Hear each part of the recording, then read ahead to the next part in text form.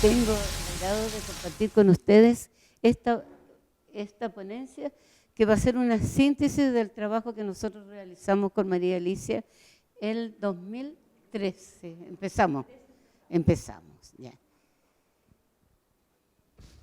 El marco de referencia tenemos que desde el 2010 en la sede de La Serena se aplicó un proyecto pedagógico en las asignaturas transversales con las herramientas de la web 2.0 y el 2012 el ambiente de aprendizaje de INACAP, basado en la teoría de la actividad de Engelstrom, que amplía la idea de mediación de Vygotsky del individuo a la comunidad.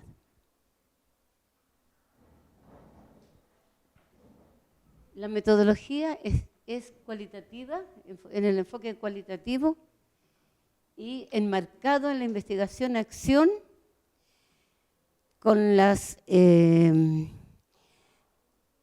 estrategias de entrevistas semiestructuradas, filmación de videos y fotos para tener evidencias de los trabajos. El problema que nosotros teníamos, yo estoy hablando del 2014, primavera 14, sí. Nosotros, cuando empezamos con las competencias, siempre con el signo de interrogación. Bueno, vamos a ver esta competencia del pensamiento crítico, pero ¿qué tenemos? No teníamos nada, ninguna ayuda en material para la competencia del pensamiento crítico. Y, bueno, y si estamos con esta competencia, ¿cómo la vamos a evaluar? ¿Dónde? ¿Con qué? Y empezamos a trabajar, a buscar, fue una ardua tarea. Y al final construimos, María Alicia se encargó de las rúbricas y yo me encargué de las escalas. Escalas de autoevaluación, escala de coevaluación y listas de cotejo. ¿Se les repartió un material? Por favor. Sí. De todas maneras, el que se interese más, yo ando en un pendrive con todo eso, me lo piden o me dan un correíto y yo se los envío, de las escalas. Cualquiera sugerencia que tenga ese material, estaría eternamente agradecido porque la idea es irlo mejorando. Bien, entonces, ¿cuál es, con todos esos problemas que vimos, que era que no teníamos material de apoyo, que no había material de evaluación? En este momento está el proyecto Cero trabajando precisamente con esto. Así que ahora ya no puedo decir que no tenemos, porque por ahí hay como 20 guías del pensamiento crítico. Entonces, nosotros tratamos de que tuviéramos las rúbricas automatizadas y las escalas también. Al final llegamos con rúbricas automatizadas y escalas. Ya. Bueno, según el manual de INACAP, dice que la competencia del pensamiento crítico en nuestra institución fundamenta opiniones y decisiones profesionales al partir del diagnóstico crítico y los argumentos válidos del razonamiento de su profesión. Esta competencia es el logro de una manera de pensar de calidad sobre cualquier tema, contenido o problema al desarrollar estructuras de pensamiento y someterlas a los estándares intelectuales.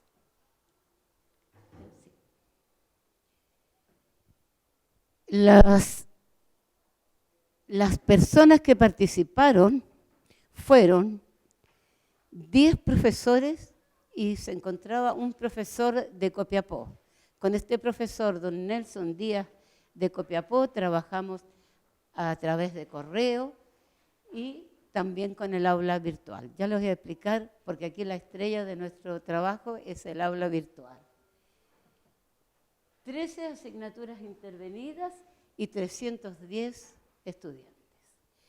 Este trabajo con los profesores fue un trabajo de equipo, un trabajo colaborativo, un trabajo dialógico y de mucha amistad, porque la verdad las cosas que era una necesidad en ese momento de tener instrumentos para evaluar el pensamiento crítico. Aquí tengo unos modelos, las rúbricas, las escalas. Por ejemplo, esta escala es de apreciación grupal, los indicadores conceptual saber qué, procedimental saber hacer y actitudinal saber ser. Dicen los autores que una competencia tiene que medirse así: saber qué, saber hacer y saber ser. ¿Sí? Bueno, esta aula virtual fue idea de nuestro querido profesor don Mario Vázquez. ¿Por qué? No teníamos tiempo y espacio, muy poco, para reunirnos y para trabajar, y se construyó el aula virtual. Primero, pusimos todos los archivos con información, que es competencias genéricas, un glosario relacionado con todo lo que es el pensamiento crítico, manuales que encontramos, alrededor de 6 archivos. Después subimos los instrumentos evaluativos, que más o menos fueron 20 los que nosotros subimos, y de los 20 se adaptaron a la realidad de cada docente, más o menos entre 48 a 50 quedaron. Aquí se subían en la tercera, digamos, la tercera parte, se subían las adaptaciones de los profesores, se corregían, las evaluábamos y cada uno las llevaba a su curso. El foro, esto fue también muy agradable, porque también tenemos nosotros las respuestas de los profesores, agradecidos, que les había servido mucho en las diferentes carreras que se pasaron. Y tenemos recursos web, que eran herramientas de interacción, el wiki y la web quest. Incluso un curso para una colega que estaba sacando su magíster, trabajó con la web quest el pensamiento crítico. El resultado fue excelente. Y la tesis de la colega fue un 7. Bien, las dejo con la señora Alicia. Muchas gracias, profesora. Como les compartía la profesora Anita, este es un proyecto que nace más o menos en el 2013 en una primera fase que tiene que ver con esta idea del pensamiento crítico, que aparece como también el ajuste al modelo pedagógico también de INACAP. Entonces aparece el tema de las competencias, y para los que somos de profesión docentes, el tema de la planificación ajustada a los aprendizajes esperados, ajustada a los contenidos, lo manejamos, pero si a eso le cruzamos las competencias, cómo las trabajamos, cómo las desarrollamos, ya nos empezamos a complicar. Para los que no son de formación docente es un tema más complejo todavía. ¿Qué hago? Evalúo contenido, evalúo aprendizaje esperado, evalúo competencias, ¿dónde me quedo? ¿Cómo cruzo el tema? Y la teoría dice que los contenidos son una herramienta, ¿cierto? Pero eso dice la teoría, porque ajustarlo a la práctica es un tema complejo. Entonces, como explicaba la profesora Anita, en la primera fase nosotros partimos conversando, socializando, bueno, qué cosa es el pensamiento crítico. Para los profesores de construcción, ¿qué elementos del pensamiento crítico son importantes? ¿Serán los mismos para los profesores del área de la salud? ¿Serán los mismos para los profesores de hotelería?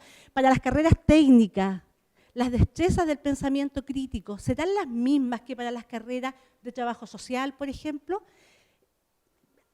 A priori se cree que no, ¿no? Y por ahí habían varias cosas interesantes. Bueno, esa fue parte del trabajo del congreso anterior, que está en la publicación del texto anterior. Pero a partir de eso, entonces, de esa puesta en común de distintas destrezas cognitivas, entendiendo como habilidades cognitivas, el mirar más sutilmente qué comportamientos asociados a esa conducta debe tener el alumno, o uno espera que el alumno tenga, para poder evidenciar el pensamiento crítico. Empiezan a nacer todas estas cantidades de instrumentos, con más ideas, con menos ideas, más ajustadas a una carrera o a otra. Y entonces viene una segunda etapa, que es el probar esto.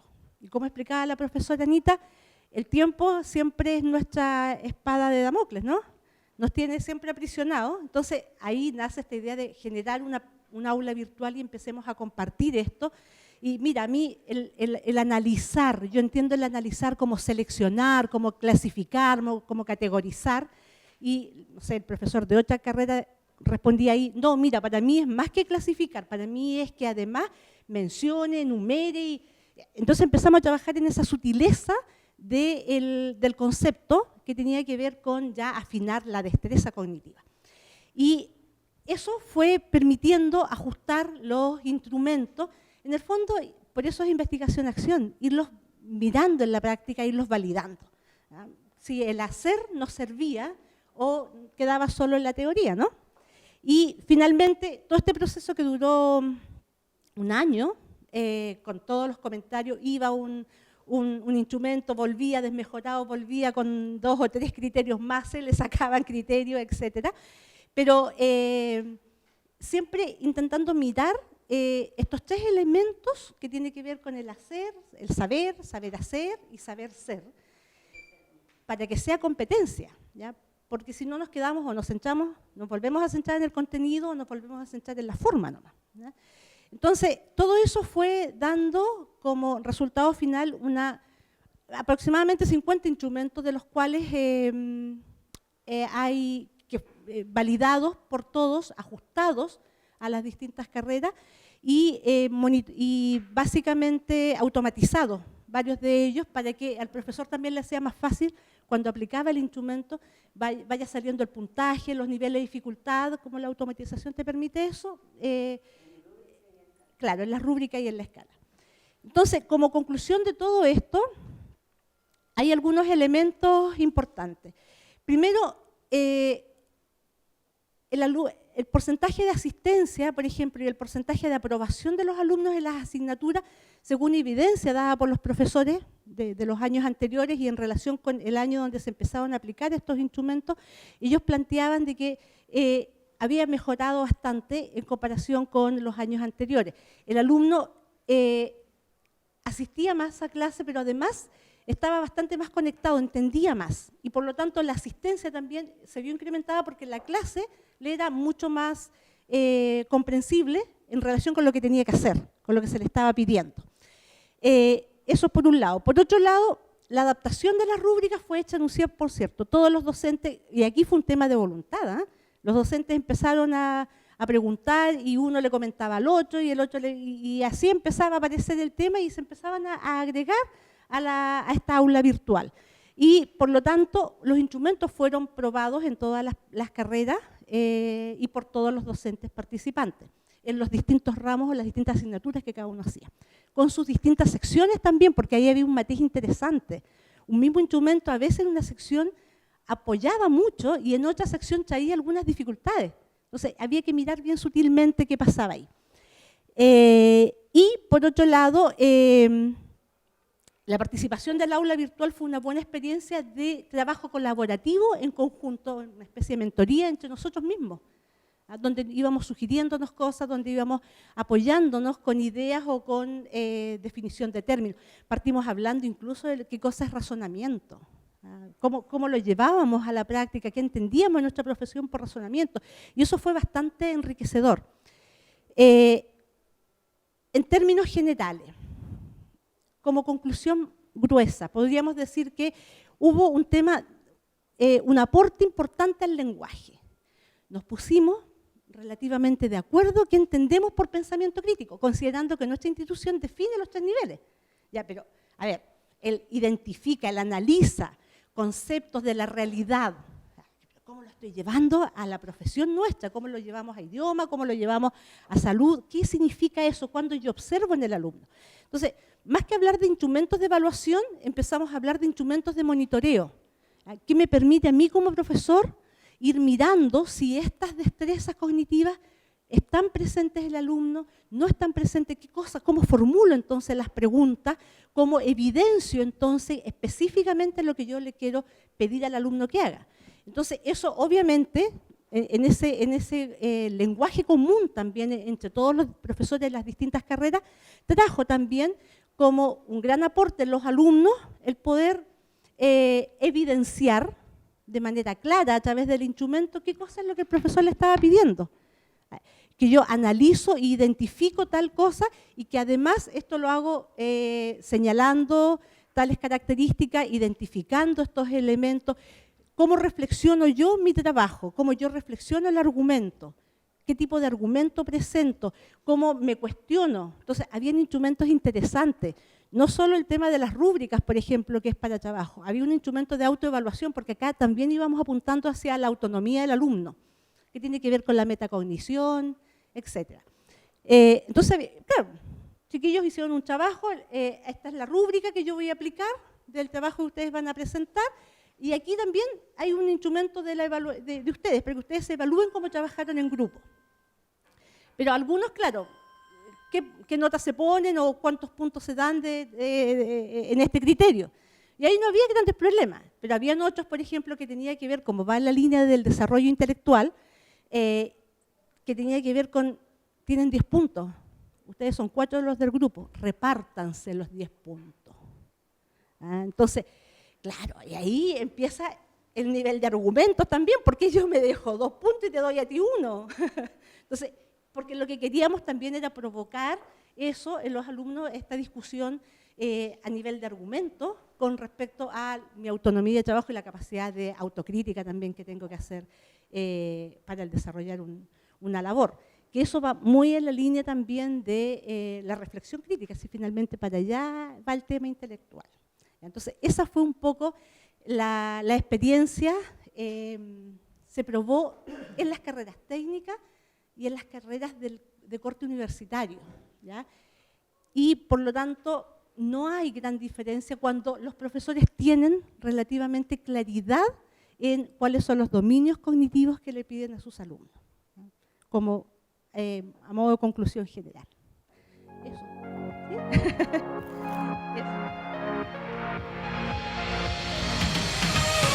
Eso.